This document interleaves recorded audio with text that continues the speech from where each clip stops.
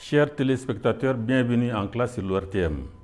Mes chers élèves de la 4e année, TCA pour le BT2, vous avez encore Sayon Diakité, professeur de comptabilité à l'IPSAB, pour vous parler de la 4e leçon.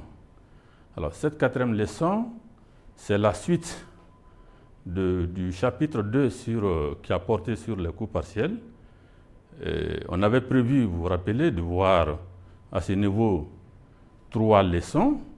Et la première leçon, c'est celle-là, savoir l'imputation rationnelle des charges fixes. Alors,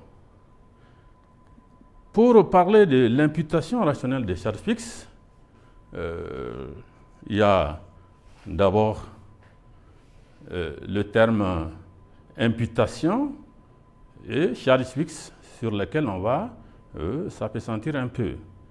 Alors, imputer, c'est mettre une charge dans le calcul d'un coût. Vous savez bien, un coût se calcule avec les charges. Alors, quand on met une charge dans le calcul d'un coût, c'est cela l'imputation. Alors, ici, dans cette technique d'analyse par coût partiel, il va être question d'une manière particulière d'imputer les charges fixes au calcul de coût. Alors, pour mieux comprendre cette technique d'imputer les charges fixes de façon rationnelle, on va prendre un exemple. Alors, l'exemple, c'est la fabrication d'un produit P dans un atelier. Alors, la production normale mensuelle est de 1000 unités de produit P, soit une activité de 750 heures de main-d'œuvre directe. Alors, ça veut dire que l'activité ici est mesurée en heures de main-d'œuvre directe. Alors, pour la production des 1000 unités de produit P, les données sont les suivantes. Charge variable, matière première consommée, 500 000 francs, main-d'œuvre directe, 1 million de francs, charge fixe, 800 000, ce qui fait un total de 2 300 000. Alors, on va suivre la production dans ce même atelier pendant 4 mois, janvier, février, mars et avril. Et l'observation des données comptables de ces productions a donné les éléments suivants. En janvier, on a produit 800 unités pour une activité de 600 heures de MOD. MOD, c'est l'abréviation de main-d'œuvre directe. En février, on a fabriqué 1000 unités pour une activité de 750 heures de MOD. En mars, on a fabriqué 1200 unités pour une activité de 900 heures de main-d'œuvre directe. En avril, on a fabriqué 900 unités de produits pour une activité de 675 heures de main-d'œuvre directe. Alors, nous pouvons, à partir de ces données, construire le tableau de coûts de production suivant. Alors, voici le tableau de coûts de production. Alors, on a d'abord, pour l'activité normale, qui a porté sur 1000 unités. Alors, les dépenses sont les suivantes. Matière première, 500 000. Main-d'œuvre directe, 1 million. Ce qui fait un total de charges variables de 1 500 000. Les charges fixes s'élèvent à 800 000. Et le coût total, ça fait 2 300 000. 2 300 000, c'est 1 500 000 plus 800 000. Alors, en janvier, la production a porté sur 800 unités et les dépenses ont été les suivantes. Matière première consommée, 400 000. Main-d'œuvre directe, 800 000. Ce qui fait un total de charges variables de 1 200 000. Les charges fixes s'élèvent à 800 et le coût total, c'est 2 millions. En février, où on a fabriqué 1000 unités, la consommation de matière a porté sur 500 000 francs, la main-d'œuvre directe 1 million de francs, ce qui fait un total de charges variables de 1 500 000. Les charges fixes toujours 800 000, soit un coût total de 2 300 000. Alors, en mars, où on a fabriqué 1200 unités, la consommation de matière a porté sur 800 000 francs, et 600 000 francs, je veux dire. Les charges de main-d'œuvre directe 1 200 000, soit un coût total variable de 1 800 000, plus les 800 000 de charges fixes, ça fait 2 600 000 francs. Enfin, en avril, où on a fabriqué 900 unités, alors les charges de consommation de matière, ça fait 450 000, la main-d'œuvre directe 900 000, ce qui fait un total de 1 350 000, plus les 800 000 de coûts fixes, ça fait 2 150 000 francs. Alors, ça, c'est les calculs de charges comme ça se doit, hein, en calcul de coûts, hein, naturellement. Ça veut dire que les coûts comprennent ici les charges variables et les charges fixes. Les charges variables, on les voit varient en fonction des activités, mais les charges fixes sont restées 800 000, 800 000. Alors, pour vérifier cette notion de variabilité, on va aller au calcul des coûts unitaires.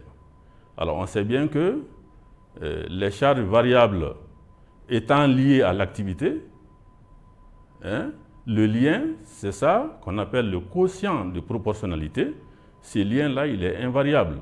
On a rappelé cette règle mathématique, hein, depuis le cours introductif sur les coûts partiels. Alors, donc voyons, les charges variables unitaires sont restées 1500, 1500, 1500, 1500 et 1500, inchangées. Alors, ça veut dire que les charges variables ont été bel et bien liées à l'activité. Alors, regardons du niveau des coûts fixes. Alors, les coûts fixes unitaires sont 800 pour l'activité normale, 1000 pour l'activité de janvier, 800 pour l'activité de février, 666,66 pour l'activité de mars, 888,88 pour le mois d'avril. Alors, donc, là, on ne va pas parler de liaison, parce que cela n'est vérifié nullement ici. Là où il y a liaison, c'est lorsque la liaison qu'on appelle le quotient de proportionnalité ne change pas. Ça, c'est 1500 pour les charges variables. Mais pour les charges fixes, le coût unitaire qui devait être ce lien-là, on voit qu'il change d'un mois à un autre. Bien. Alors, de la même manière, on voit que le coût unitaire global, qui est la somme des deux, va varier, n'est-ce pas? Hein? En activité normale, on a 2300. En activité de janvier, on a 2500. En activité de février, on a 2300. Et ainsi de suite. Ça veut dire que le coût unitaire global, ici, n'est pas lié à l'activité.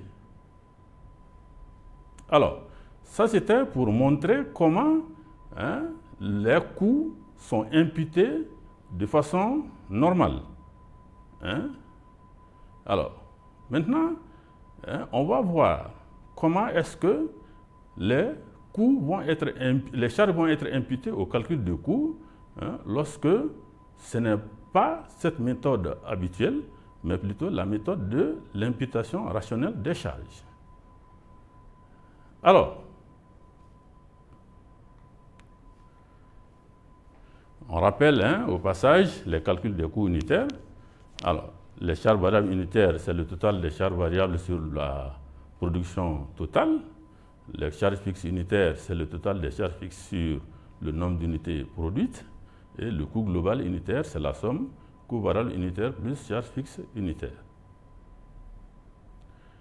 Alors, on sait que l'activité n'est pas la même chaque mois, n'est-ce pas? les activités ont varié d'un mois à l'autre. Alors, pour établir le taux d'activité des 4 mois, on va présenter un autre tableau. Alors, la notion de taux d'activité, on y reviendra plus tard, mais pour le moment, on montre que l'activité a varié d'un mois à l'autre. Et on montrera ça en présentant un taux d'activité pour chacun des 4 mois. Alors, ce tableau, il est présenté comme suit. On a l'activité normale qui fait 750 heures de travail, l'activité de janvier, 600 heures de travail, l'activité de février, 700 heures de travail, l'activité de mars, 900 heures de travail, l'activité d'avril, 675 heures de travail.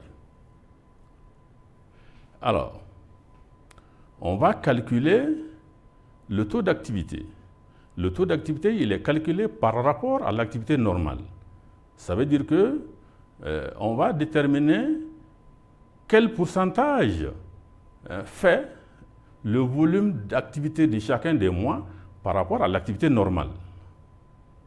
Par exemple, pour l'activité normale, l'activité étant 750 et l'activité normale 750, alors quel pourcentage 750 représente par rapport à 750 lui-même? C'est 100%. Le calcul est très simple. On divise l'activité réelle par l'activité normale et on multiplie par 100. Donc 750 sur 750 fois 100, ça fait 100%. Alors, en janvier, l'activité a porté sur 600 heures de travail. Ces 600 heures représentent quel pourcentage de 750 qui est la mesure de l'activité normale? Les 600 représentent 80% de 750. L'activité de février, c'est 750 volumes de l'activité normale. Cela représente quel pourcentage de l'activité normale qui est elle-même 750? C'est 100%. L'activité de mars, c'est 900 heures de travail. Ces 900 heures, ils représentent quel pourcentage de l'activité normale qui est 750 heures? 900 représente 120% de 750. 900 divisé par 750, le tout fois 100, ça fait 120%. L'activité d'avril, c'est 675 heures de travail. Ces 675 représentent quel pourcentage des 750 volumes de l'activité normale? Ces 675 représentent 90% de l'activité normale. Donc, on voit bien ici que l'activité a varié d'un mois à l'autre. En janvier, on est à 80%. En février, on est à 100%. En mars, on est à 120%. En avril, on est à 90%. Tous ces pourcentages-là, c'est par rapport à l'activité normale. Alors, par rapport à l'activité, nous constatons que certains mois, nous sommes en situation de sous-activité.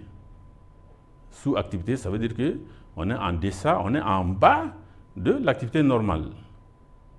Alors, si nous prenons l'activité normale en pourcentage 100%, les fois où nous sommes en bas de 100%, ce seront ces mois-là qui seront des mois cités en situation de sous-activité.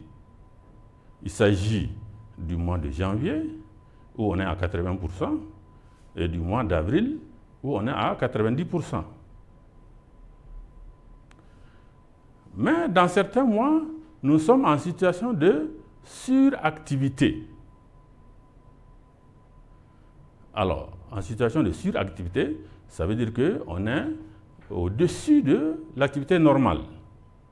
L'activité normale étant 100%, la seule fois où on est au-dessus de cette activité de 100%, c'est le mois de mars, où le taux d'activité est 120%. Donc, deux notions nouvelles ici, la notion de sous-activité et la notion de suractivité.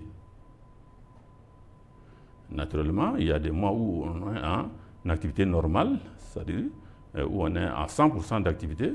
Ça, c'est le mois de février. Alors, supposons maintenant que les charges soient toutes variables,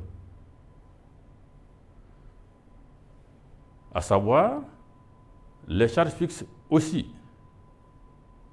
Alors, si on se rappelle de ce qu'on a présenté comme tableau de coût antérieurement, tout de suite, les charges de main-d'œuvre directe et de consommation des matières étaient les seules variables. Les charges fixes étaient restées 800, 800, 800. Alors, maintenant, on va proposer un autre calcul dans lequel toutes les charges, y compris les charges fixes, seront toutes variables. Alors, notre tableau de calcul des coûts se présenterait comme suit. Alors, on a l'activité normale qui a produit 1000 unités et les charges pour fabriquer ces 1000 unités, c'est consommation de matière 500 000, MOD 1 million, ce qui fait un total de charges variables de 1 500 000. Les charges fixes, 800 000, ce qui fait un total de 2 300 000 de coûts de production. Alors, pour le mois de janvier, où on a fabriqué 800 unités, les consommations de matière sont 400 000, la main-d'œuvre directe 800 000, ce qui fait un total de 1 200 000 de charges variables, mais les charges fixes sont 640 000. Alors, on va voir que les charges fixes n'ont pas été 800 000, comme ça devait être le cas, parce qu'on dit réellement, les charges fixes ne changent pas. Mais ici, vous voyez bien que ce n'est pas le cas. Les charges fixes sont 640 000 au lieu de 800 000. Pourquoi? Parce qu'on a calculé ici les charges fixes par un taux d'activité. On dit qu'ici, on a rendu variable les charges fixes. Alors, pour l'activité de février où on a fabriqué 1000 unités, on est un peu comme la situation normale. La consommation de matière est 500 000, la main-d'œuvre directe est 1 million, ce qui fait 1 500 000 de charges variables.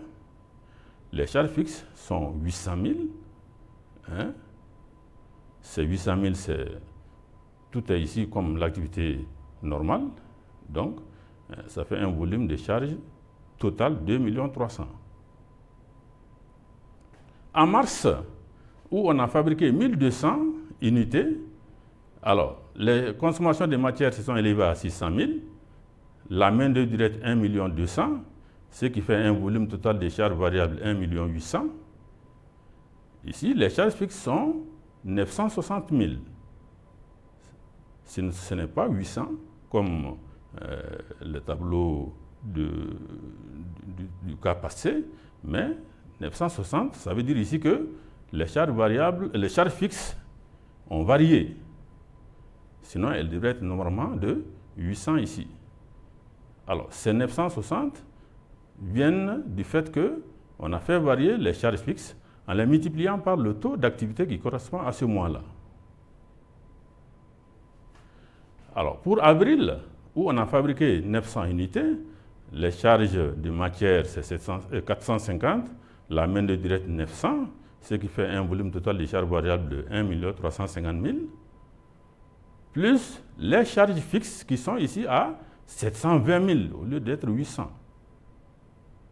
Alors ici aussi, les charges fixes ont varié.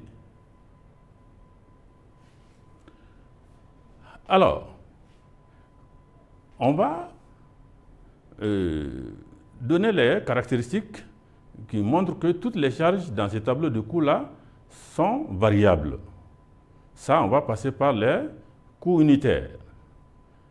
Alors, on sait bien que si une charge est variable par rapport à l'activité,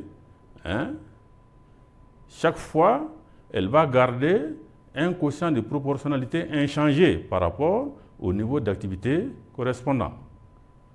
Alors, le quotient de proportionnalité, c'est le montant de coût unitaire. Alors, si nous prenons les variables, le coût unitaire est 1500, 1500, 1500, 1500, 1500 partout. Ce qui est la preuve que les charges variables sont bel et bien variables dans ce tableau de coûts. Et regardons du côté des coûts fixes. Les coûts fixes unitaires ici aussi sont 800, 800, 800, 800 et 800. Alors, ce qui montre que les coûts fixes ici aussi sont variables parce que leur lien avec le niveau d'activité est resté inchangé. Et du coup, le coût unitaire global se trouve aussi à 2300, 2300, 2300, 2300, 2300. Donc, le coût global est aussi variable ici. C'est logique. Si les charges variables sont restées variables et que les charges fixes sont aussi devenues variables, la somme de ces deux ne donnera que un volume de charges variable. Alors, nous allons en venir maintenant au principe de notre méthode d'analyse. Alors, ce que l'on vient de faire dans le tableau de coûts précédent, c'est cela même l'imputation rationnelle des charges fixes. Il a consisté à quoi? Il a consisté à remplacer les charges fixes réelles de l'activité par un montant théorique des charges fixes qu'on a calculé sur la base du rapport qu'il y a entre le volume des charges fixes réelles et le volume de le volume d'activité réelle et le volume de l'activité normale. Alors donc, on va dire que le principe de l'imputation rationnelle des charges fixes, c'est calculer les coûts en remplaçant les charges fixes et réelles par un montant de charges fixes calculées, qu'on appelle charges fixes théoriques ou encore charges fixes imputées, qui va être calculée en multipliant les charges fixes réelles par un taux d'activité. Donc, charges fixes imputées, c'est charges fixes réelles multipliées par le taux d'activité. Le coût global dans cette technique de l'imputation rationnelle, c'est charges variables plus charges fixes imputées. Et charges fixes imputées étant charges fixes réelles multipliées par taux d'activité, le taux d'activité, c'est l'activité réelle divisée par l'activité normale, le tout multiplié par 100.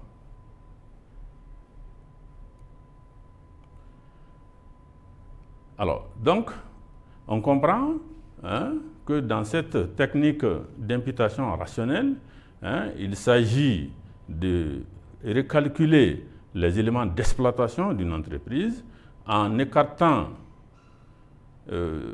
les charges fixes et réelles et en les remplaçant par un volume de charges fixes qui serait calculé. Calculé comment? Calculé en multipliant les charges fixes par un taux d'activité, lequel taux d'activité lui-même est égal à l'activité réelle divisé par l'activité normale, le tout fois 100. Alors, on pourrait ainsi apprécier une exploitation à forte variation en comparant les charges fixes réelles aux charges fixes imputées. Alors, donc, cette technique va permettre à l'analyste, celui qui fait l'analyse de l'exploitation, je rappelle ici que les données de l'exploitation qu'on appelle les données comptables sont fournis par la comptabilité générale. En comptabilité analytique, on reprend ces mêmes données-là dans des calculs pour comprendre les conséquences des décisions de gestion qui ont été prises et qui ont engendré ces données-là, pour éventuellement comprendre les problèmes de gestion qui se posent et éventuellement proposer des solutions. Donc, dans la méthode de l'imputation rationnelle, on va reprendre les données de la comptabilité générale pour calculer les coûts, mais en pratiquant une manière particulière d'imputer les charges fixes au calcul de coûts. Parce qu'habituellement, on sait que les charges fixes s'ajoutent globalement. Elles ne varient pas d'un moment à l'autre dans la même structure de l'entreprise. Mais ici, dans cette technique-là, on va les faire varier pour pouvoir comprendre le problème de gestion qui se pose. Alors, donc, cette analyse, elle peut être menée en termes de charges fixes et réelles supérieures aux charges fixes imputées ou charges fixes et réelles inférieures aux charges fixes imputées. Alors, si on suit l'analyse, si on dirige l'analyse en ces termes-là, on va avoir des malices ou des bonus. Alors, les malices, c'est-à-dire les manques à gagner, sont constatés en cas de sous-activité. Et c'est lorsque les charges fixes et réelles sont supérieures aux charges fixes imputées. Si les charges fixes et réelles sont supérieures aux charges fixes imputées, il y aura malice de sous-activité. Alors, il y aura aussi des situations de bonus.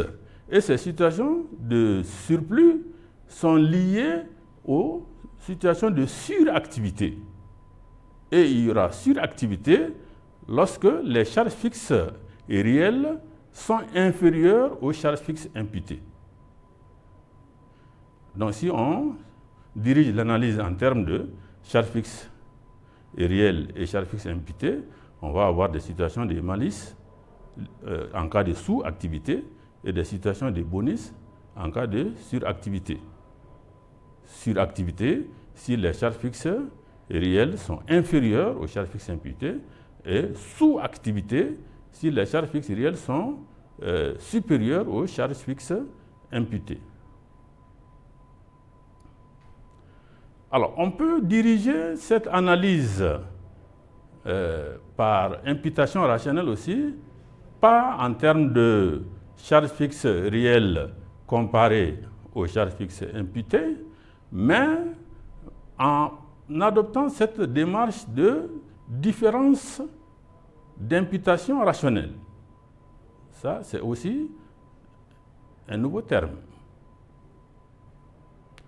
Alors, donc, l'analyse va être dirigée en termes de différence d'imputation rationnelle, qui est égale à charge fixe et réelle moins charge fixe imputée. Donc, au lieu de les comparer, on va faire leur différence. Alors, cette notion peut permettre également d'apprécier une exploitation, tout comme au cas de la comparaison entre les charges fixes réelles et les charges fixes imputées. Alors, comment est-ce que on va s'exprimer en ces termes? On va s'exprimer en termes de malice si différence d'imputation rationnelle est positive. Alors, regardons bien le calcul. La différence d'imputation rationnelle se calcule par charge fixe et réelle moins charge fixe imputée. Alors, si cette différence est positive, alors ça veut dire que ce sont les charges fixes et réelles qui sont supérieures. Et tout de suite, en comparaison des charges fixes réelles aux charges fixes imputées, on avait dit qu'on est en situation de sous-activité si les charges fixes réelles sont supérieures. Alors, donc, si on dirige l'analyse en termes de différences d'inventaire rationnel, différences d'imputation rationnelle, hein, c'est la même situation. Charge fixe supérieure, la différence va donner un nombre positif. Et ce nombre positif-là, c'est la situation de sous-activité. Et quand il y a sous-activité, il y a malice. Il y a manque à gagner.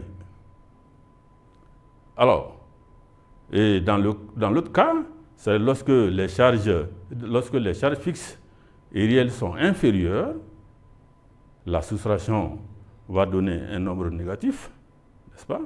Parce qu'on aura un nombre plus petit moins un nombre plus grand, la soustraction va donner un nombre négatif, et ce nombre négatif-là va donner la différence d'imputation rationnelle négative.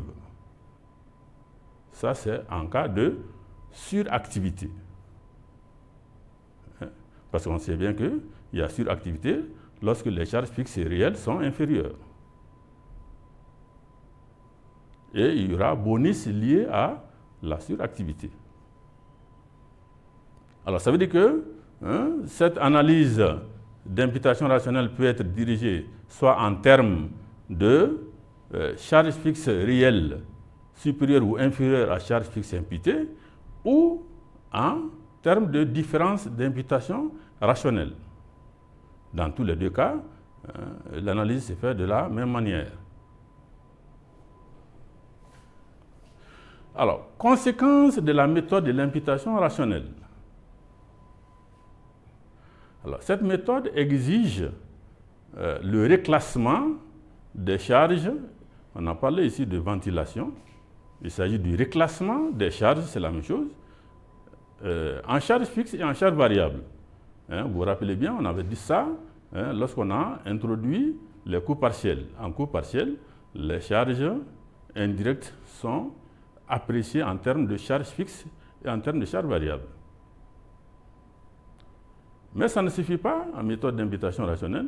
Il faut, en plus de ce reclassement des charges en charges fixes et charges variables, fixer un niveau d'activité considéré comme normal, soit pour l'ensemble de l'entreprise, soit pour les différents centres d'analyse. Alors, la notion d'activité normale, souvent, on parle de l'activité habituelle, habituellement, l'activité qui est menée, mais ce qui est beaucoup plus pratiqué, c'est considérer un niveau d'activité réalisé dans les conditions normales de production, c'est-à-dire dans une situation où tous les facteurs de production ont fonctionné au meilleur de leur forme. C'est-à-dire une situation où un mois au cours duquel toutes les machines ont fonctionné sans panne, il n'y a pas eu de panne de machine, il n'y a pas eu de rupture de stock, il n'y a pas eu de coupure d'électricité, le personnel n'a pas fait de chômage, tout le monde est resté motivé. Alors l'activité qui est réalisée dans ces conditions, c'est cette activité qu'on va considérer comme normale. Et alors, les autres activités vont être comparées à cette activité normale pour dégager les sous-activités ou les situations de suractivité. Alors, en termes de conséquences, il y a aussi des conséquences au niveau du calcul des coûts. Ici, les productions ne sont pas estimées au coût réel. On a dit, dans le calcul du coût, les charges fixes et réelles sont remplacées par les charges fixes imputées. Alors, donc ça va poser un problème de connaissance du coût réel. Alors, si on voudrait connaître le coût réel, il faudrait faire des ajustements. Alors, on récapitule. Alors, les calculs de coûts, pour calculer les coûts des produits, ça se fait avec les charges, n'est-ce pas? Et les charges sont de deux types. Il y a des charges qui sont directes, et il y a des charges qui sont indirectes. Alors, les charges directes sont celles qui sont propres au produit en question. Elles ne sont que pour ce produit-là. Alors, ces charges-là vont être affectées directement au calcul du coût du produit. Alors, mais il y a des charges qui sont communes à plusieurs coûts, à plusieurs produits peut-être. Alors, pour ces charges indirectes, on ne peut pas les mettre directement dans le calcul du coût comme on l'a fait avec les charges directes, mais on procède d'abord par une répartition de ces charges indirectes. Alors, cette répartition, ça se passe dans les centres d'analyse. Et à la suite de cette répartition, les charges indirectes se trouvent éclatées en charges variables et en charges fixes. Les charges variables rentrent directement dans le calcul du coût, parce qu'elles sont liées à l'activité. Mais les charges fixes ne vont pas entrer directement dans le calcul du coût. On est en méthode d'imputation rationnelle. Ces charges fixes vont être d'abord multipliées par un taux d'activité pour les rendre variables. C'est en ce moment-là qu'on va parler des charges fixes imputées. Et ce sont ces charges fixes imputées qui vont entrer dans le calcul des coûts.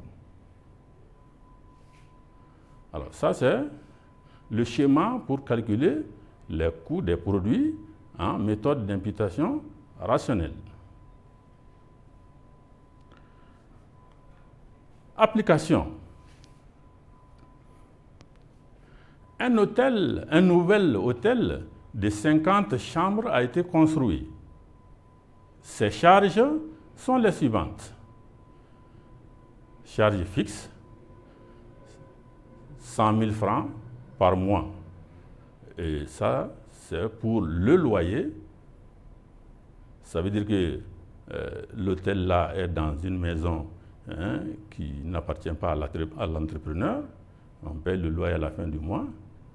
Ce loyer est une charge fixe. Donc, loyer plus coût du personnel permanent. Ce sont les charges qui ne varient pas, ce sont les charges insensibles au changement d'activité.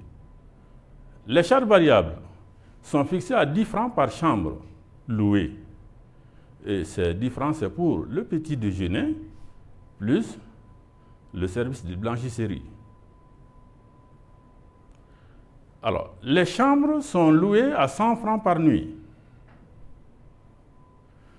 Le premier mois, l'hôtel est rempli en moyenne à 30%, ce qui fait 450 nuitées sur 1500 possibles.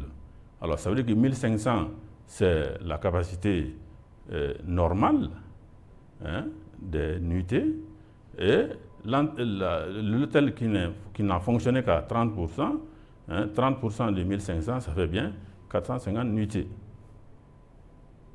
Alors, en travail à faire, on demande de déterminer le coût réel de l'activité ainsi que son résultat réel. Et ensuite, on demande d'analyser le résultat réel obtenu par la technique de l'imputation rationnelle des charges fixes. Alors, notre solution proposée ici. D'abord, le calcul du coût réel. Alors, le tableau de coût qu'on a présenté pour ça, c'est celui-là. Le coût réel ici, c'est l'ensemble des charges variables et des charges fixes pour ce mois d'activité. Alors, il y a eu 450 nuitées, charges variables, il y a eu 450 nuitées, et chaque nuitée a coûté 10 francs, ce qui fait 4500. Les charges fixes se sont élevées à 100 000. Alors, pour les 450 nuitées, le coût réel est 4500 plus 100 000, ça fait 104 500. Ça, c'est le coût réel. Maintenant, on nous a demandé de calculer le résultat réel. Alors, le tableau de calcul est ici présenté. Alors, il y a eu 450 nuitées vendues à 100 francs la nuitée. 450 fois 100, ça fait 45 000. Alors, Les nuitées ont coûté en coût réel 104 500. Alors, on va enlever ces 104 500 des 45 000 qu'on a obtenus en vendant, ce qui fait 45 000 moins 104 500, ça fait une perte de 59 500. Donc, en coût réel, nous perdons sur cette activité, sur cette exploitation, nous perdons 59 500. Ça, c'est le résultat réel. Alors, on demande d'analyser ce résultat réel par la technique de l'imputation rationnelle des charges fixes. Alors, le tableau du coût d'imputation rationnelle, on va reprendre le calcul du coût réel en appliquant la méthode de l'imputation rationnelle. C'est ça qu'on va appeler tableau du coût d'imputation rationnelle. Alors, notre coût d'imputation rationnelle comprendra en charge variable 450 fois 10, ça fait 4500. Ça, c'est comme en coût réel, hein? Ça ne change pas. Mais en charge fixe, on va avoir, puisque l'hôtel a fonctionné à 30%, donc en coût fixe, on n'aura pas les coûts fixes réels, mais les coûts fixes imputés. On va donc multiplier le coût fixe par le taux d'activité qui est 30%, c'est ça qui donne 30 000. Donc, en coût d'imputation rationnelle, on aura 4 500 plus 30 000 charges fixes imputées, ce qui fait 34 500 pour les 450 nuitées. Alors maintenant, le tableau du résultat par imputation rationnelle des charges fixes, c'est vente 450 à 100 francs, ce qui fait 45 000, moins le coût d'imputation rationnelle qui est 34 500. Donc on va avoir coût d'imputation rationnelle en coût de nuitée ici, ça fait 34 500 en moins, ce qui fait un bénéfice de 10 500. Alors ça veut dire qu'on a, dans les conditions d'imputation rationnelle, gagné sur les nuitées. On a gagné 10 500 pour le mois.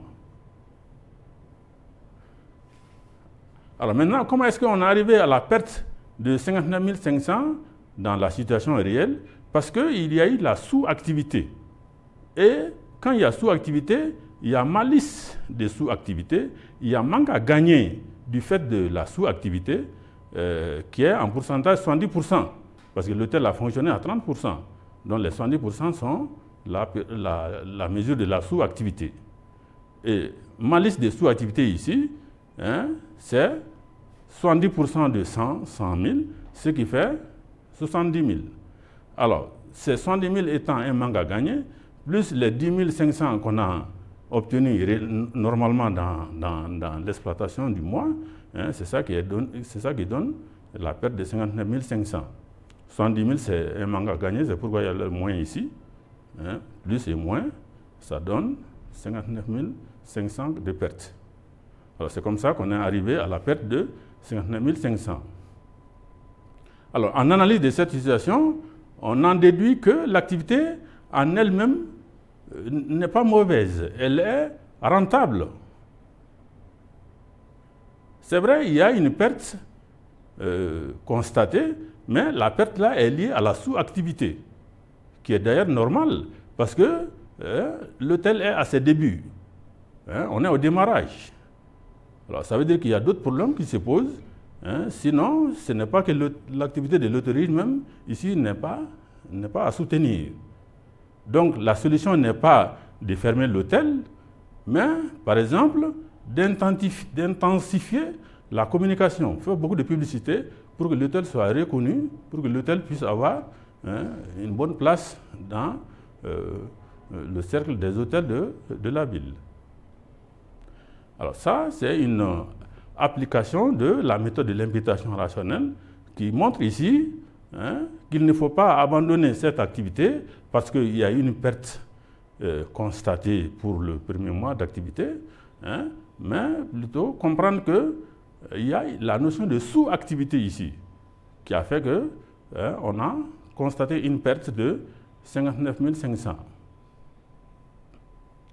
Alors, cette notion de l'imputation rationnelle peut être également utilisée dans d'autres situations.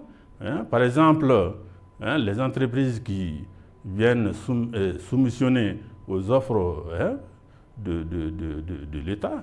Par exemple, si l'État veut réaliser un nouveau lycée à Sébikoro, par exemple, alors, toutes les entreprises qui font la construction peuvent venir pour ce marché-là. Mais on va donner à l'entreprise qui va faire le moins disant. Alors pour moins dire, il faut que le coût soit supportable. Alors si dans vos calculs de coûts, vous mettez en totalité les charges fixes, comme la règle demande cela, alors naturellement, vous allez présenter un coût très élevé. Et alors votre offre risque de ne pas passer.